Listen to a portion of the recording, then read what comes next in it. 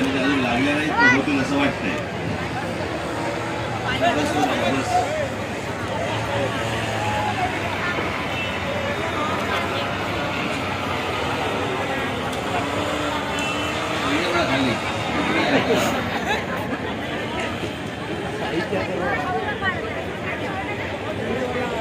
निवडणुका लागल्या आहेत असं वाटतंय.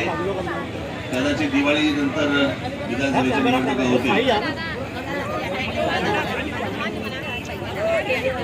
कधी होतील काय होतील कल्पना नाही पण अंदाज आहे.